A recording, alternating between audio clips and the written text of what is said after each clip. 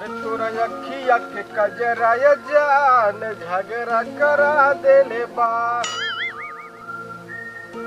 जिला चवनप्राश आजकल कोनो सुखाइती उखाइती करावे ना आवत है का बात बा बढ़िया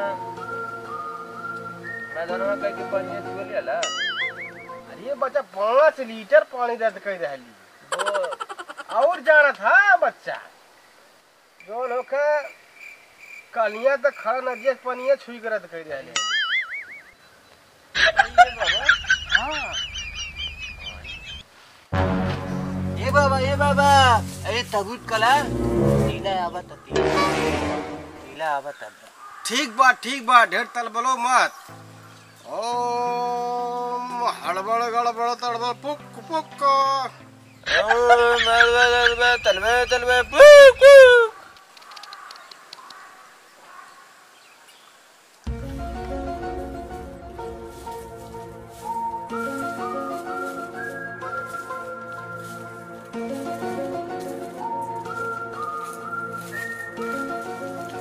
गंडोल महाराज बोल धरती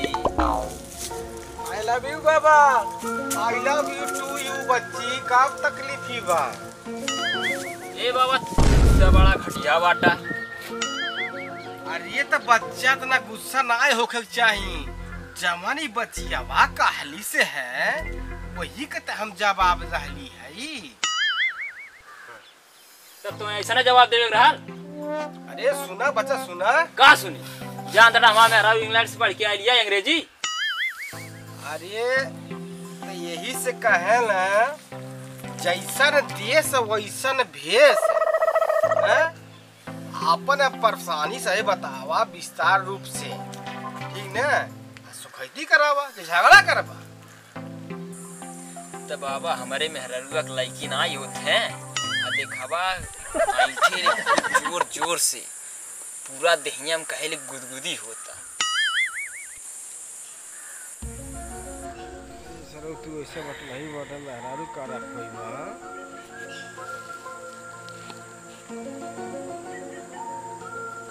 का सोचा था बाबा अरे सोचत का है ध्यान धरत है सुखैती करत है यही चाल से तो तोरे कुछ कहीं पहुंचने कुछ करे देता ए चला हाँ गुरु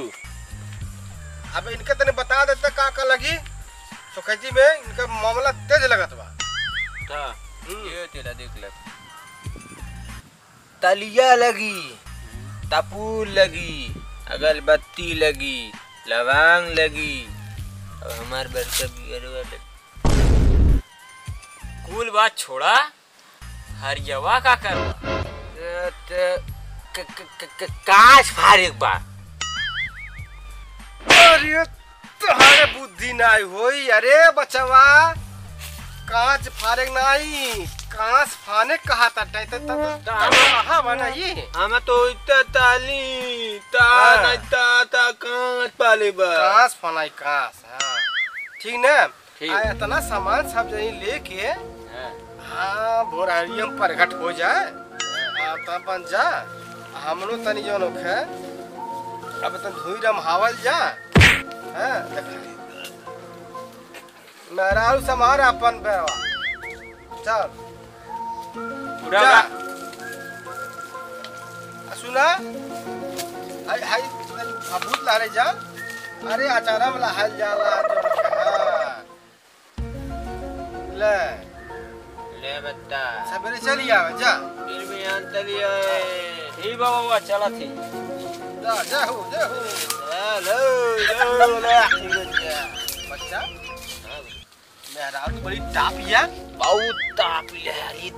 दादा तो कल हम मार देवे भाई अली दाई तो बहुत पतला आई बताओ कहते देहिया में गुदगुदी जब नाई में हरा आरे कश्मीर रख पईबा गुदगुदी नहीं होई ता बता अरे ऐसे नहीं मारे भाग गली अली ता बता भादिया नहीं तो ता तलिया दब तुक नहीं होई त और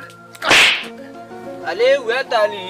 हां चला राम नाम हां ओम हड़बड़ दड़बड़ गड़बड़ हुक पुक